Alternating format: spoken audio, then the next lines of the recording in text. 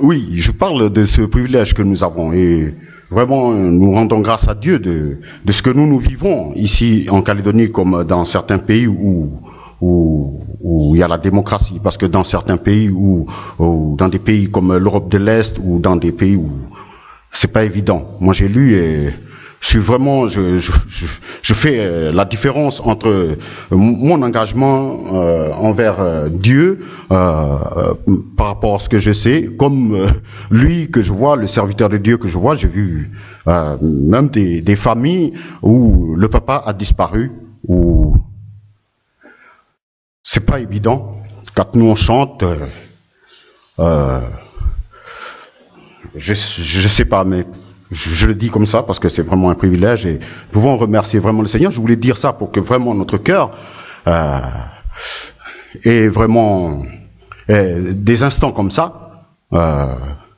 C'est vraiment un cadeau du ciel pour nous ici dans des pays comme nous, que vraiment il faut vraiment disposer nos cœurs. Je dis pas ça pour que vous m'écoutez, mais que vous essayez de comprendre et saisir le message que je veux partager avec vous, même si peut-être avec des mots que j'ai pas bien les mots ou je dis pas bien les choses comme il faut, mais vous aurez à comprendre vraiment le message au travers. C'est ça ce que je voulais dire. Voilà, j'étais pas souvent aussi avec vous. Vous me voyez pas souvent ici avec vous l'église les dimanches où on était un peu absent un peu et je crois que on avait parlé avec le pasteur Gilles, il me donnera un moment peut-être avant de retourner sur l'île de Tana pour que je puisse m'exprimer un peu aussi, et m'ouvrir un peu à vous pour que on se connaît, on se comprend. Mais je tiens à vous dire que toutes mes prières et tout mon cœur ne changent pas. Je le répète, ne changent pas. Si je fais un retour en arrière de ma marche avec le Seigneur jusque-là, je suis vraiment béni par là où je suis aujourd'hui. Je regrette rien du tout. C'est le contraire. Je trouve vraiment de l'encouragement et dans ce que je pense que le Seigneur, dans le plan de Dieu pour moi. C'est pas fini. Il y a plein de choses que on aura l'occasion d'en parler. Comme petite histoire pour introduire un peu mon texte ce matin, vous savez que je vis dans un squat ici. Les squats, ça, c'est les favelas en Amérique du Sud, c'est les ghettos en Afrique. Je sais pas si vous avez un peu, vous imaginez un petit peu, je pense, je sais pas si vous voyez dans les reportages, on imagine un peu ce que vit la vie au-dedans dans ces lieux-là. Vous voyez, je sais pas, drogue, prostitution, trafic et toutes sortes. C'est pas des endroits c'est pas des endroits où il faut vivre. Quand vraiment nous avons le Seigneur, ça dépend. Mais moi, je me retrouve à chaque fois quand je descends sur le nuage, je me retrouve là. Et j'ai pas imaginé, j'ai pas pensé que ce que c'est vraiment. Je disais à Gilles ce matin quand il est venu me chercher, on a discuté un peu. Je dis, j'ai pas pensé. Moi, je viens de ma tribu chez moi. C'est vraiment différent. En pensant que dans un squat, majoritairement des gens du pays, de chez moi, que je pensais que c'est la même vie tranquille comme à la tribu, mais c'est pas ce que. Et j'étais surpris, je suis surpris, je suis choqué même que je confesse ici que il m'arrive de vraiment péter les plombs, les câbles, voilà, vraiment que je supporte pas et j'ai du mal à. Alors je me bats et merci Seigneur, j'essaie de comprendre qu'est-ce que le Seigneur veut m'apprendre à travers tout ça. Je voulais partir, je fais des prières à Dieu, mais pourquoi, mais comment, alors que, mais avec le temps, je pense commencer à comprendre un peu ce que le Seigneur fait. Et c'est pas dans ce que nous pensons. Je disais une petite histoire parce que je vais venir sur le texte que je voulais partager avec nous. Là-bas au squat, je vis avec des personnes. J'ai rencontré un jeune qui veut se battre pour ce qui est juste, ce qui est droit, le respect et tout ça. Et puis à côté, il y a un groupe qui n'en a rien à foutre de tout ça. C'est comme ils veulent, comme ils pensent. Et l'autre, le jeune, il est un petit bonhomme. Il est petit de taille, un peu de jeune, de taille. Et l'autre qui est en face, c'est un grand géant, presque 2 mètres. Qui est avec nous dans le squat.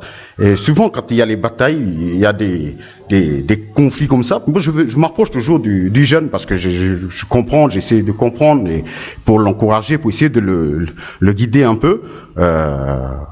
Il sortait toujours l'histoire. Lui, c'est Goliath, moi, c'est David.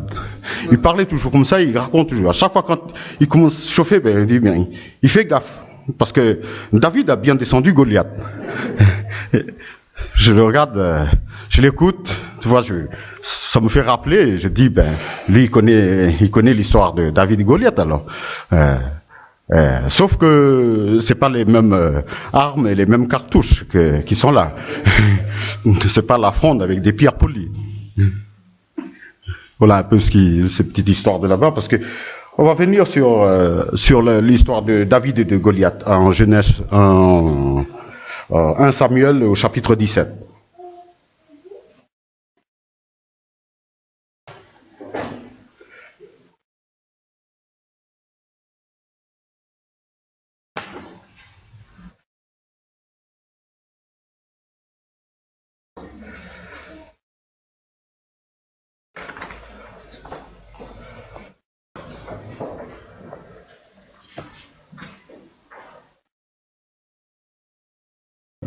Le chapitre 17 de 1 Samuel, du livre de 1 Samuel, qui nous raconte l'histoire de David et de Goliath. Peut-être je vais pas tout lire le chapitre parce que c'est un peu trop long. Je vais prendre à partir du verset 12. Du verset 12.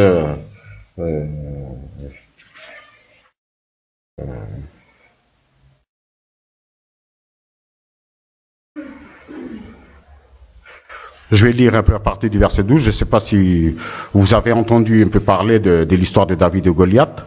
Goliath est ce géant des Philistins, qui sont les ennemis du peuple de Dieu, des enfants d'Israël, qui sont là, et qui les a défiés pendant la première partie du chapitre, du verset 1 jusqu'à 11, je dis ça un peu en gros. Il les a défiés pendant 40 jours, comme ça, à les insulter, à les rabaisser, à les mettre au défi par rapport à leur Dieu et tout ça. Et il y aura ce petit David qui va venir, qui va intervenir. Alors je vais lire à partir du verset 12. Or David était fils de cet Éphrasien de Bethléem, de Juda, nommé Isaïe, qui avait 8 fils et qui, au temps de Saül, était devenu un vieillard au milieu du peuple. Les 3 fils aînés d'Isaïe étaient partis pour la guerre en suivant Saül.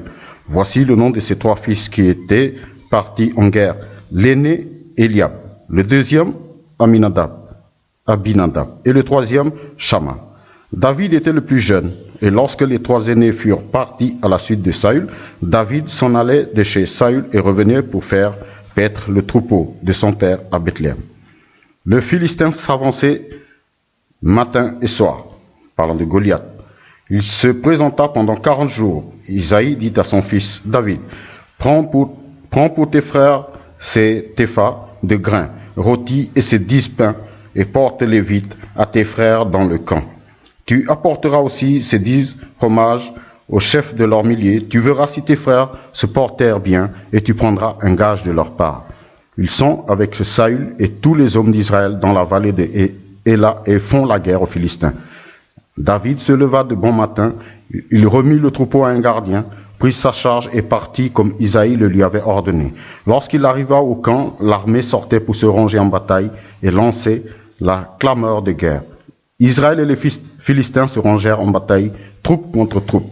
David se défit de ses bagages, les remit entre les mains du gardien des bagages et courut vers les rangs. Aussitôt arrivé, il salua ses frères. Tandis qu'il parlait avec eux, voici que le porte-parole monta des rangs philistins. Il se nommait Goliath. C'était un Philistin de Gath. Il tint les mêmes discours et David les entendit. À la vue de cet homme, tous les hommes d'Israël s'enfuirent devant lui et furent saisis d'une grande crainte. Chacun disait, avez-vous vu monter cet homme? C'est pour jeter à Israël un défi qu'il monte. À celui qui le tuera, le roi accordera de grandes richesses. Il lui donnera sa fille et il affranchira la maison de son père en Israël. David dit aux hommes qui se trouvaient avec lui, que fera-t-on pour celui qui tuera ce Philistin et qui relèvera le défi lancé par Israël? Qui est donc ce Philistin? C'est un circoncis pour lancer un défi aux troupes du Dieu vivant. Le peuple, répétant les mêmes paroles, lui dit, voilà ce qu'on fera pour celui qui le tuera. Et Eliab, son frère aîné, qu'il avait entendu parler à ces hommes, fut enflammé de colère contre David. Il dit, pourquoi es-tu descendu et à qui as-tu remis ce petit troupeau dans le désert? Je connais ton insolence et la malice de ton cœur. C'est pour voir la bataille que tu es descendu. David répondit, qu'ai-je fait jusqu'à présent? En voilà une affaire. Il se détourna de lui pour s'adresser à un autre et posa les mêmes questions. Le peuple lui répondit comme la première fois. Lorsqu'on eut entendu les paroles prononcées par David, on les rapporta devant Saül, qui le fit chercher. David dit à Saül, que personne ne se décourage à cause de ce Philistin. Ton serviteur ira se battre avec lui. Saül dit à David, tu ne peux pas marcher contre ce Philistin, car tu n'es qu'un jeune garçon. Mais lui, il est un homme de guerre depuis sa jeunesse. David dit à Saül, ton serviteur faisait paître le troupeau de son père, et quand le lion ou l'ours venait enlever une bête du troupeau, je courais après lui, je le frappais, et j'arrachais la bête de sa gueule. S'il se dressait contre moi, je le saisissais par le poil du menton, je le frappais, et je le tuais. C'est ainsi que ton serviteur a frappé le lion et l'ours, et il en sera du Philistin, de cet incirconcis, comme de l'un d'eux, car il a lancé un défi aux troupes du Dieu vivant. David dit encore, l'Éternel qui m'a délivré de la griffe du lion et de la patte de l'ours, me délivrera aussi de la main de ce Philistin. Alors Saül dit à David, va, et que l'Éternel soit avec toi. Saül revêtit David de ses propres habits, il plaça sur sa tête un casque de bronze et le revêtit d'une cuirasse. David mit à sa ceinture l'épée de Saül par-dessus ses habits et entreprit de marcher, car il n'avait pas encore essayé. Mais il dit à Saül, je ne puis pas marcher avec tout cela. Je n'ai jamais essayé. David s'en débarrassa et prit en main son bâton. Choisit 5 pierres polies du torrent et les mit dans sa gibecière de berger et dans sa poche, puis sa fronde à la main, il s'avança contre le Philistin. Le Philistin s'approcha peu à peu de David, précédé de l'homme qui portait son bouclier. Le Philistin regarda, et lorsqu'il aperçut David, il le méprisa, ne voyant en lui qu'un jeune garçon, roux et de belle apparence. Le Philistin dit à David, suis-je un chien pour que tu viennes contre moi avec des bâtons? Et après l'avoir maudit par ses dieux, il ajouta, viens vers moi, et je donnerai ta chair aux oiseaux du ciel et aux bêtes des champs. David dit au Philistin, tu marches contre moi avec l'épée, la lance et le javelot, et moi, je marche contre toi au nom de l'Éternel des armées, du Dieu des troupes d'Israël, que tu as mis au défi. Aujourd'hui, l'Éternel te livrera entre mes mains, je te frapperai et je te couperai la tête. Aujourd'hui, je donnerai les cadavres du camp des Philistins aux oiseaux du ciel et aux animaux de la terre, et toute la terre reconnaîtra qu'Israël a un Dieu. Bon, vous pouvez lire la suite pour connaître un peu toute l'histoire. Je m'arrête là un peu parce que c'est un peu long, mais si vous lisez la suite, on voit comment David a terrassé Goliath avec une seule pierre polie qu'il a pris de sa gibecière parmi les 5. Et l'Écriture nous dit que la pierre est partie tout droit sur le front. D'une seule pierre, d'un coup, il a terrassé Goliath. On a la suite de l'histoire un peu. Je vais pas trop continuer à lire parce que c'est un peu long. pour venir au texte, au sujet que je voudrais partager avec nous ici, je vais pas trop parler, expliquer la leçon tirée de cette histoire entre David et Goliath. Goliath qui représente la puissance des ténèbres, la force démoniaque et tout ce qu'on peut dire Satan et toute son armée.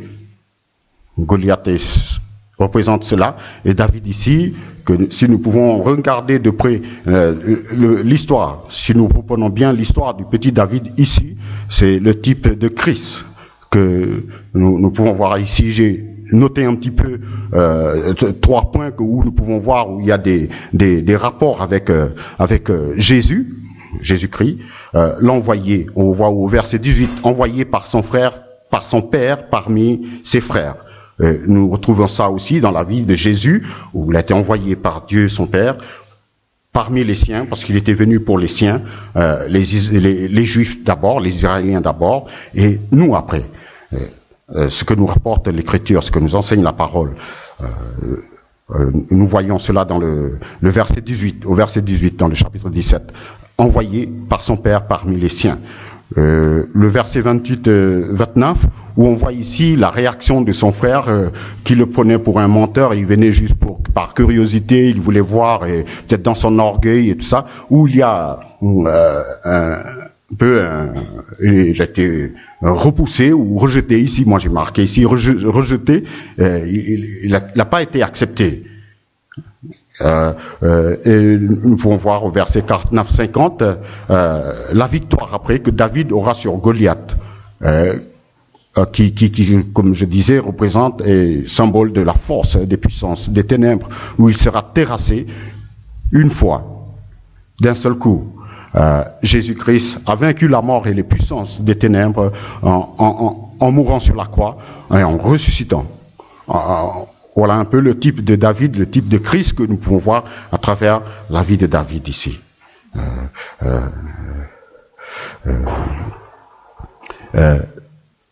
Ici, le texte, je vais essayer de partager ce que moi je voulais partager avec vous. Ici, j'ai pas marqué ici David et Goliath. J'ai marqué un peu en gros titre, c'est David et les pierres polies. David et les pierres polies. Nous remarquons une chose dans ce texte, dans l'attitude de David, comme nous venons de lire le texte, on n'est pas arrivé là où il a enlevé l'armure que Saül, en venant sur le champ, en écoutant, en voulant apporter par rapport à ce que son père lui disait d'apporter, la nourriture pour ses 3 frères qui sont sur le champ de bataille, en écoutant, il s'est tourné et il a repris un petit peu tout le monde un peu en disant pourquoi on laisse cet incirconcis insulter le peuple de Dieu. Vous voyez là la réaction de David qui ne comprend pas pourquoi on est là, on est le peuple du Dieu vivant, et pourquoi on se tait devant cette provocation, ce défi. C'est la réaction de David, et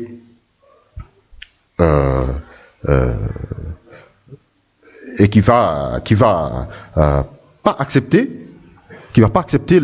les armes que Saül, dans la discussion, Saül va chercher à savoir, mais qui c'est? On lui explique, c'est le fils d'Isaïe de Bethléem.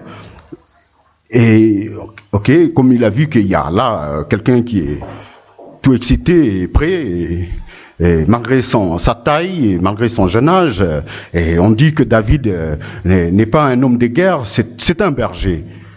Et un berger qui vient et qui se met devant l'armée qui se met en colère, c'est tout autre chose là.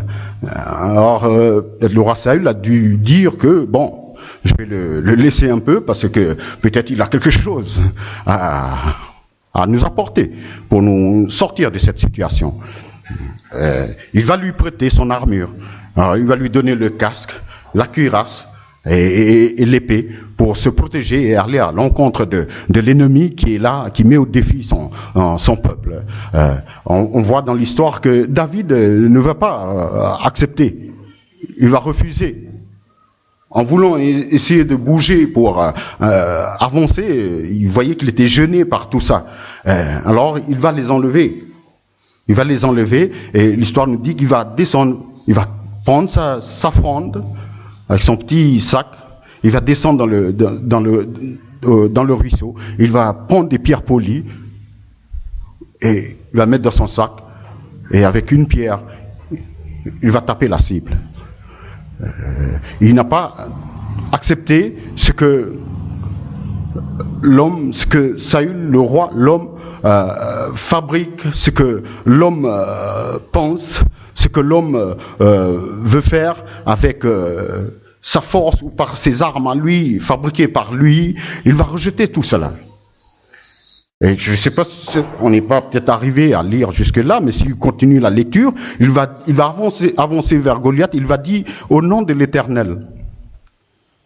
Et c'est pas avec toutes ces armes, toutes ces choses qui sont symboles de la chair, de l'homme qui essaie de rajouter dans le combat qu'il mène vers l'ennemi du peuple de Dieu. Non, il va mettre ça de côté. Il va dire au nom de l'Éternel, avec sa fronde et les pierres polies pour taper Goliath. Je vais venir sur le texte en parlant de là, parce que si on remarque un peu, il avait besoin de quelque chose d'autre, David, que ce que on lui propose.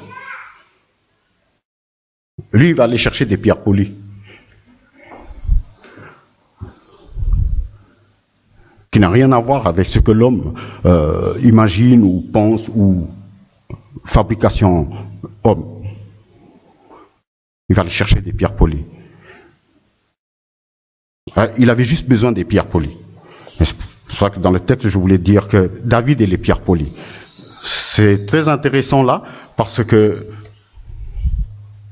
les pierres polies, nous savons que dans la Bible, quand on parle de pierre, il fait référence à nous hommes, à nous chrétiens, enfants de Dieu. Nous pouvons voir ça là dans 1 Pierre au chapitre 2, verset 5, où parle de nous sommes les pierres vivantes, l'édifice. Nous pouvons voir là que, en parlant de nous, les hommes.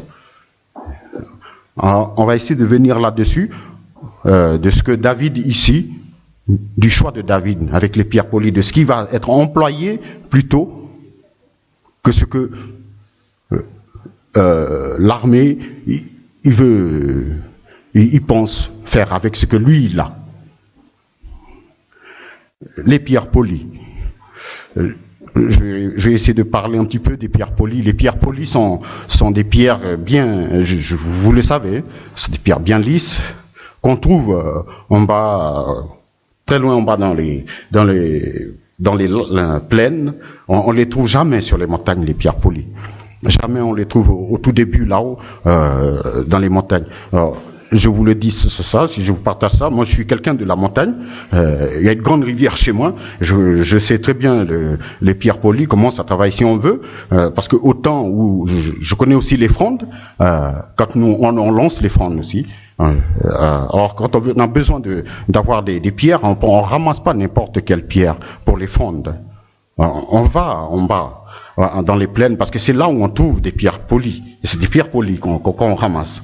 Parce que je sais pas pourquoi, mais ils sont faits pour lancer dans les frondes. Et c'est pas des pierres rondes, c'est un rondes comme ça, mais un peu long comme ça, parce que c'est pour bien se placer dans le truc de la fronde, pour pouvoir tenir et pour lancer. Alors, ces pierres polies là, j'ai dit ici, il y a deux éléments. Deux éléments où, je dis ça comme ça, deux éléments pour obtenir des pierres polies, pour faire des pierres polies. Il y a l'eau et il y a le temps. Ces pierres polies, on les trouve en bas, sont des morceaux de pierre qui, par le temps des montagnes, par le travail de l'eau, quand il y a des fortes pluies, des grandes pluies, qui poussent des gros rochers ou poussent des gros cailloux comme ça, qui va au fil des temps, qui vont se faire rouler, qui vont se frotter, qui va se casser, se briser dans les chutes. Et c'est comme ça et qui va travailler avec le temps, qui va se frotter les unes contre les autres, comme contre les autres qui sont collés aussi au sol, qui sont collés au sol, et eux aussi entre eux. Ces pierres-là, c'est avec le temps. Ça se fait pas tout de suite. C'est du travail avec le temps, de la pluie qui va pousser, qui va faire chavirer, couler, tout, qui va emmener dans sa direction, il va briser, il va travailler. C'est pour ça que je dis comme ça, qu'on ne trouve pas des pierres polies là-haut, on les trouve en bas à la plaine. Et c'est des années pour en arriver à obtenir des pierres bien polies. David avait besoin des pierres polies. Et je disais que les pierres sont nous, les enfants de Dieu, les hommes, les pierres vivantes. Et ici, on parlait de David qui est le type de Christ, pour taper des Goliaths, a besoin des pierres polies. Lui, tout seul, ne peut pas. Il a besoin des pierres polies. Si nous venons au Nouveau Testament, quand il parle de « nous sommes co-ouvriers avec Christ », nous voyons dans ces passages que ce n'est pas Christ seul. Nous sommes avec lui dans ce combat qu'on mène dans le monde pour essayer d'arracher d'autres qui sont esclaves ou prisonniers des forces du mal, pour amener à eux cet espoir de délivrance, pour connaître cet espoir en Jésus-Christ. Nous sommes co-ouvriers avec Christ. Christ a besoin de nous. C'est pour ça qu'il y a l'Église.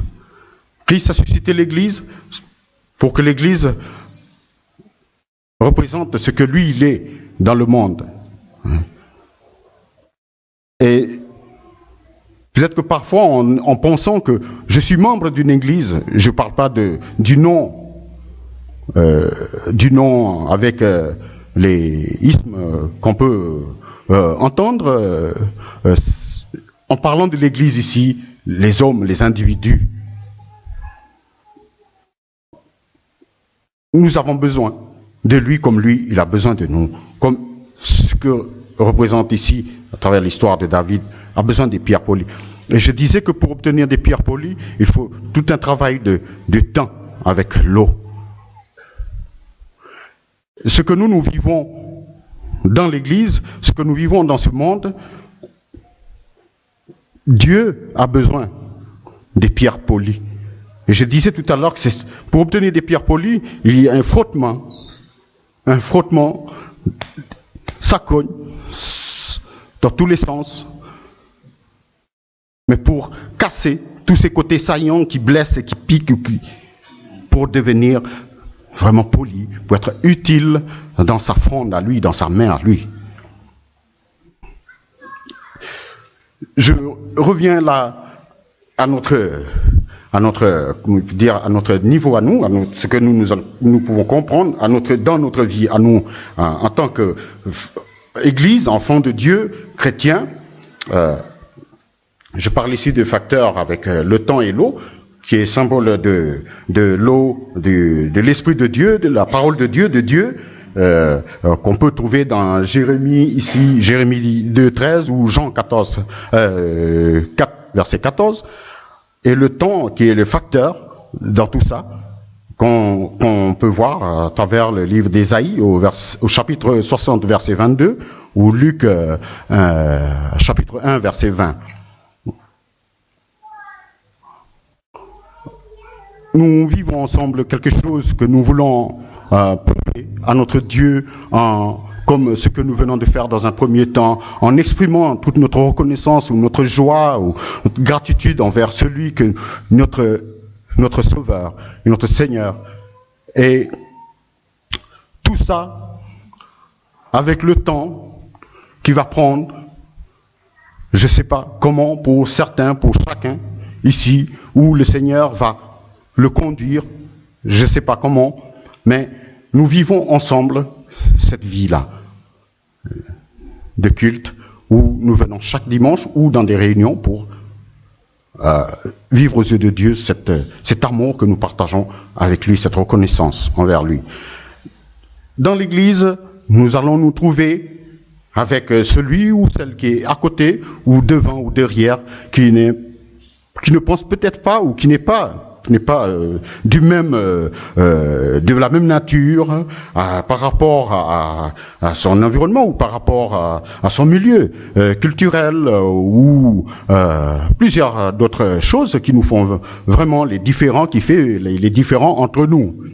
Je vais devoir m'asseoir à côté de Joël, que je sais pas trop qui il est, comment il est, je vais apprendre à le connaître. Et parfois, peut-être, le frère Joël, il va faire peut-être des choses que peut-être moi, parce que chez moi, peut-être c'est le contraire. Et moi, envers lui aussi, c'est pareil, comme pour chacun de nous ici. C'est pas un semblant que nous voulons vivre. Si, quand nous vraiment nous aimons le Seigneur, si c'est vraiment du cœur que nous voulons adorer notre Dieu. Et nous aurons à accepter chacun. Quand on aura compris que Dieu a besoin de pierres polies, nous serons obligés à accepter chacun nos différences. Pour se laisser briser pour obtenir une qualité de ce que Jésus, l'Éternel, attend de nous, l'Église. Et c'est ça la vie que nous apprenons chaque jour en tant que frères et sœurs dans l'Église. Je ne connais pas la sœur, je ne sais pas d'où elle vient, mais elle a une culture, peut-être que chez moi c'est différent. À l'église, je vais devoir me laisser. Pour que ces pierres polies puissent devenir polies en bas, ils se sont laissés couler dans la direction de l'eau, avec le temps que lui... Et c'est ce que si nous comprenons bien que si je vais être utile dans la main de l'Éternel pour taper Goliath, pour délivrer le peuple de Dieu et les autres de ses insultes, de son acharnement, je vais devoir me préparer et me laisser conduire, me laisser couler dans le courant de l'eau de la parole de Dieu qui va me dire, aime ton frère, aime ta sœur. Quelle que soit sa différence, quelles que soient les différences entre deux, tu vas devoir le faire si tu acceptes de devenir, si tu as compris ou tu acceptes de devenir celui ou celle que Dieu veut utiliser dans sa main pour combattre les puissances des ténèbres. Il faut que j'accepte. Si j'accepte pas, si je refuse, je suis bloqué quelque part là-haut et je ne pourrai jamais être poli façonné, taillé sur ce que lui il veut, lui l'architecte, lui le potier, à être cette forme que lui il veut. Ce que lui il veut, c'est devenir poli. Que j'arrive à aimer la sœur ou le frère qui est très différent que moi, que je ne comprends pas, ou peut-être je ne veux pas aimer. Je ne sais pas pourquoi Georges il est comme ça. Mais je dois l'aimer. Parce que le Seigneur l'a amené vers moi. J'accepte si vraiment je sais où je veux que le Seigneur me façonne et me taille pour que je sois prêt pour être utile dans sa main. C'est pas avec nos méthodes ici comme Saül a voulu prêter à David ici les armes avec les casques et tout ça, de ce que lui, de ses fabrications à lui, pour aller affronter. Non. David ici, il va démontrer autre chose. Non. Il n'y a rien de ce qui est de l'homme. C'est ce que le Seigneur veut. Et c'est par ses méthodes à lui. Quand il me demande, pardonne ton frère, je dois trouver le courage et la force de le faire. Aime ta sœur qui est à côté. Je dois trouver la force et les ressources pour le faire. Si vraiment je veux me laisser façonner, tailler par celui qui veut m'utiliser. Et croyez-moi que Dieu a chacun un plan pour chacun de nous. Mais tout cela va être au dépend de chacun de nous. Celui qui veut se laisser tailler, façonner, briser, et pour qu'à un moment, il devient une qualité dans la fronde de Dieu, il est au dépend de chacun de nous. Si je nous parle comme ça, mes frères et sœurs, c'est que Dieu a besoin de... Dieu a choisi, Dieu a mis un instrument dans le monde qui est l'Église pour briller, pour faire connaître sa gloire. C'est ce que David voulait dire ici, mais qui c'est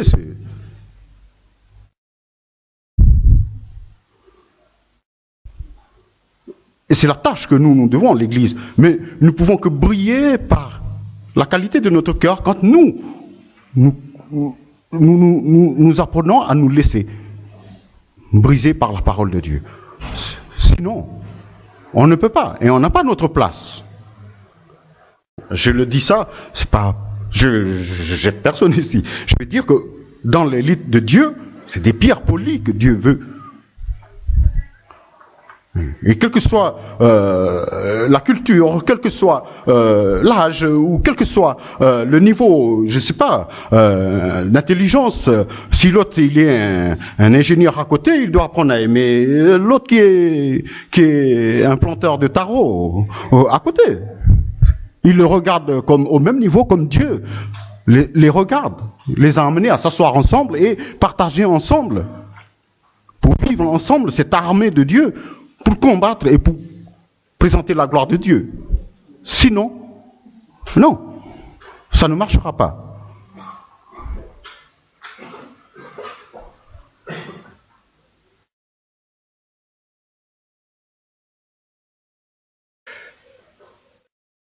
Je ne vais pas être trop long là-dessus.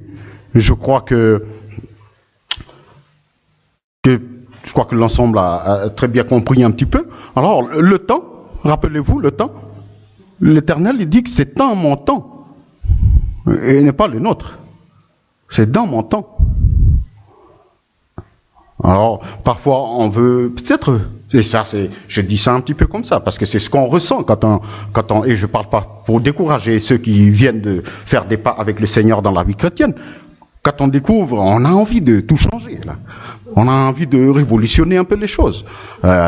Et c'est pas ce qui se passe avec le Seigneur. C'est avec le temps. Avec le temps.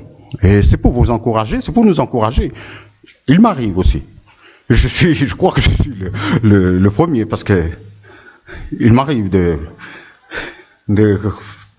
lâcher. Et ça commence à tourner à l'envers et c'est pas tout ce que je vous dis quand je suis ici. Mais je crois que quand on veut vraiment, on persévère et on accepte l'humiliation parfois que le Seigneur nous fait passer parfois dans cette humiliation où on va devoir taper sur le côté pour nous commencer à dire Amen, que ta volonté, Seigneur, oui, gloire à toi, Seigneur.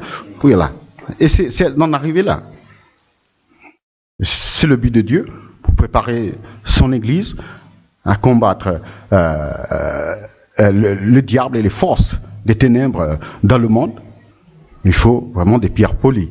Hein. À chacun de nous laisser emporter par le courant de la parole de Dieu, en acceptant le temps de Dieu,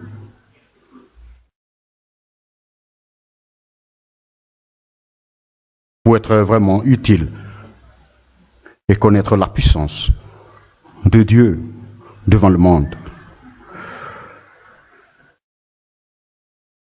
Il y a un passage dans le livre de Zacharie au chapitre 4, verset 6. Je crois que tout le monde connaît ce passage, on lit un peu comme ça, je crois qu'il y a dans Ésaïe aussi. Ce n'est ni par la force, ni par les armes, mais par mon esprit, dit l'Éternel des armées. C'est ce que David nous a prouvé. Il a dit non, pas avec ça, pas avec ça, pas avec ça. C'est au nom de l'Éternel. Mais l'Esprit de Dieu, je le dis ça ici, que l'Esprit de Dieu agit quand l'homme disparaît. La chair disparaît. Dieu a entendu David.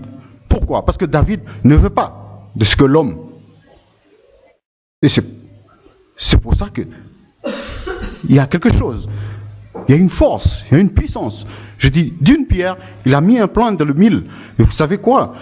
Parfois, enfin, c'est ce que moi je pense, quand je pense, il n'a pas dit qu'il n'a pas tapé sur la poitrine, Non, Il a dit en plein, dans le front. Vous savez que le front, c'est là où il y a le cerveau. C'est là où on commandite les choses. C'est le cerveau, comme on dit. Vous comprenez ce que je veux dire quand je dis le cerveau? C'est, il a tapé plein dans le mille. C'est la cible. Et une fois. Et c'est terrassé, il n'y a pas de bouger. C'est net. C'est précis. C'est puissant. J'essaie de dire un peu avec mes mots, mais vous comprenez ce que je veux dire. Il n'y a pas de et refaire encore une prière pour et refaire encore des tas de choses pour par l'Esprit de Dieu. Et quand on est en communion avec Dieu dans son cœur, dans sa vie, en voulant se mettre en communion avec sa parole, c'est l'Esprit de Dieu qui agit. En essayant de se débarrasser, en se débarrassant des choses que l'homme est laissé, l'Esprit de arriver au point où, comme l'apôtre Paul le dit, ce n'est plus moi, mais Christ. Quand il me demande, pardonne à ton frère, aime ta soeur, c'est quelque chose qui n'est pas facile. Il nous demande des choses. Il nous recommande la parole des choses. Nous devons, si nous voulons être utiles, nous devons. Sinon, on limite la puissance de Dieu. La Bible nous dit qu'il ne nous a pas donné un esprit de timidité, mais de force, et de sagesse et d'amour. Il va être dépend de nous. Si nous limitons. C'est nous qui limitons. Dieu veut vraiment nous utiliser.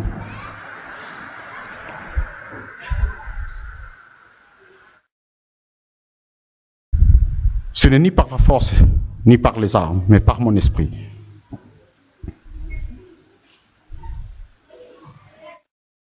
Dans le combat de Dieu, il n'y a rien de ce qui est humain dedans. Il n'y a rien. Et je m'excuse un peu, je parle comme ça, comme si je touche un peu à ces choses-là. Parfois on pense, et ça c'est l'erreur et le danger que nous, on encourt, nous les églises, parce que on dit comme ça qu'on va faire ça, parce que c'est pour... on va essayer de... On place des... Certaines églises sont tombées dans des... Je connais, je ne vais pas citer ici, parce que on met en avant des méthodes à nous que plutôt... de connaître que nous devons nous laisser briser par la parole de Dieu, se transformer à la gloire de Dieu, en obéissant, en nous soumettant. C'est la chose que Dieu nous demande. Mais les méthodes, nos méthodes qui sont même les meilleures, les meilleures, on peut investir de tout ce que nous avons, c'est pas de cela que le Seigneur a besoin. Ce que David, dans l'histoire de David, qui va repousser les armures.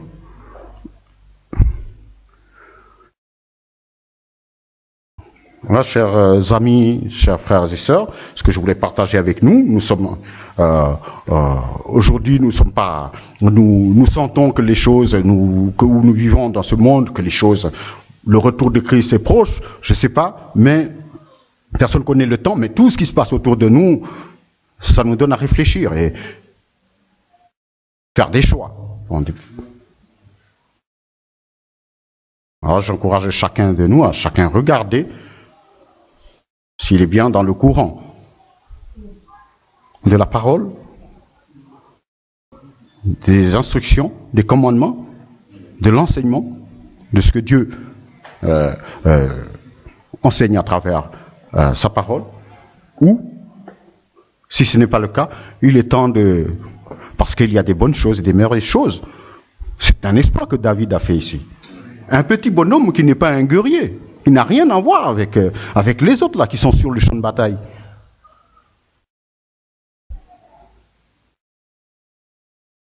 Et qui n'est pas monté avec un cœur de guerrier. Il est monté avec un cœur de berger. Parce qu'il avait dans son cœur et dans sa pensée, sa vision, c'est de le peuple de Dieu.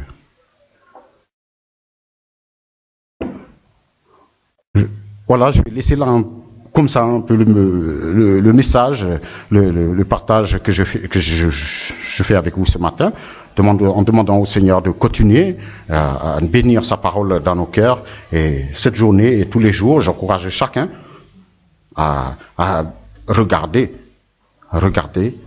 Ici, dans ce que nous avons ici, dans les armes que nous avons ici, c'est pas des pierres.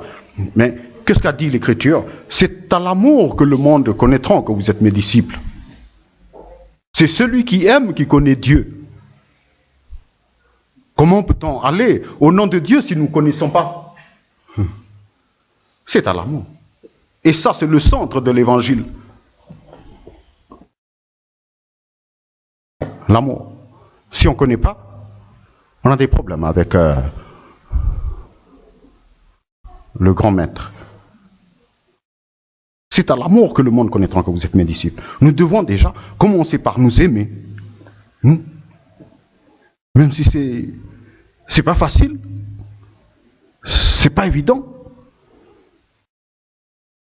Moi, le premier, je sais que, mais je dois de le faire. Et si je ne suis pas capable, prions le Seigneur de me rendre capable de faire ce que lui me demande de faire.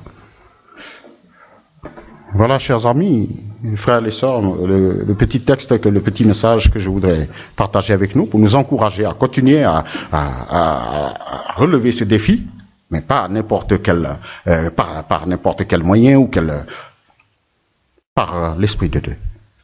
Que Dieu nous bénisse tous. Bon dimanche à chacun.